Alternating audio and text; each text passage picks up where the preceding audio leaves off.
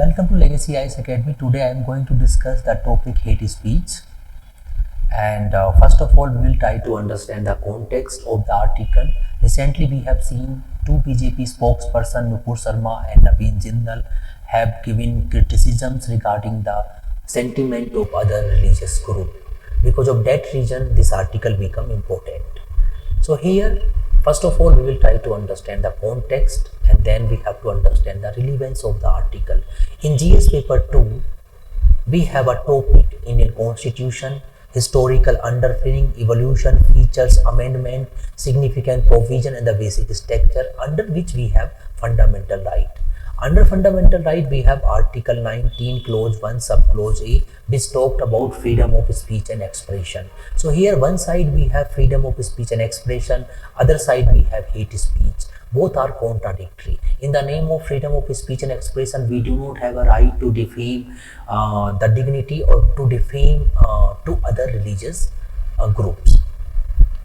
Here, now we will try to understand what is hate speech.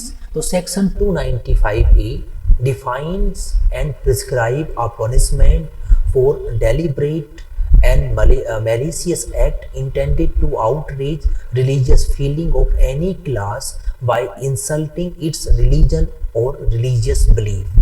So here, whenever one group or any person who is criticizing or defaming the other religious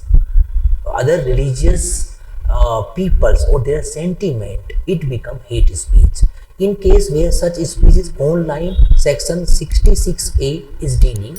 Now section 66A of IT Act is become unconstitutional as per Supreme Court. So we can say that hate speech is whenever a group of people or an individual is criticizing or hurting the sentiment of other religious group, it becomes hate speech. Second, other side, we have to see Article 19, Clause 1, Subclause A. 19, Clause 1, Subclause A talked about freedom of speech and expression.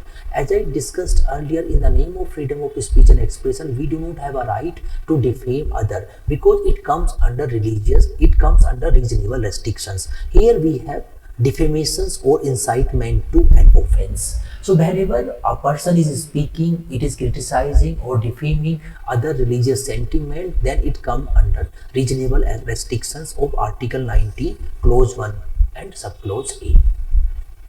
Here we have to understand what is the causes of hate speech. Causes of hate speech, whenever one section of the society is considered superior than the others. Okay, means a feeling of superiority. Here, people consider their religion is superior than the others, and then they start to criticize. Second thing is, for political motive also, people sometimes criticize other religious groups so that they can mobilize the voters. And we can say that sometimes people are too rigid to one particular ideology. They consider this is the best ideology, other ideologies are not appropriate, and then they start to criticize. So we can say that whenever different group of peoples are living together and one group consider other group is inferior, then they start to criticize and defame their religious practices. That is the causes of the hate speech. Here we have to understand some other legal provisions regarding the hate speech. So under Indian Penal Code, we have section 153A and 153B of IPC, which punishes act that cause enmity and hatred between two groups.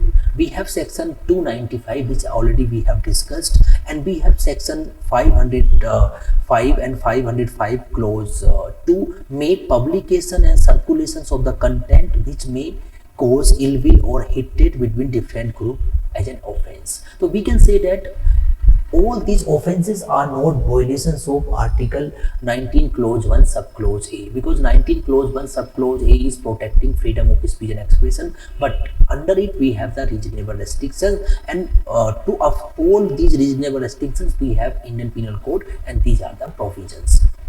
And we also have Representation of People Act. Under Representation of People Act, we have section 123, Clause 3A and 125 of the Representation of People Act, which were the promotion of animosity on the ground of race, religion, community, caste, language in reference to election and include it under corrupt electoral practices.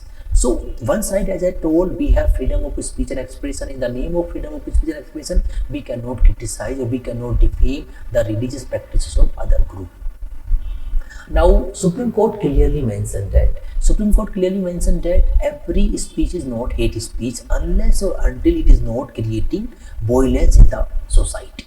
Otherwise, in the name of the hate speech, government may suppress the true freedom of speech and expression of the people, because freedom of speech and expression is foundation to the political democracy. That things we have to understand.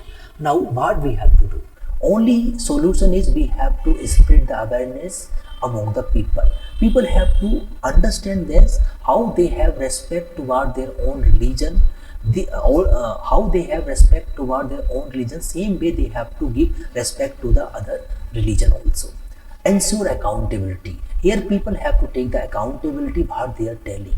If they are not accountable, they were their own speech, they have to be punished also. And state should be very sensitive, in the sense state should be very impartial, objective with regard to hate speech.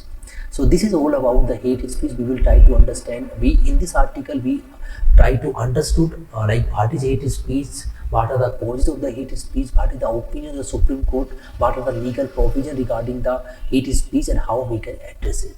Hope you are able to understand this particular article.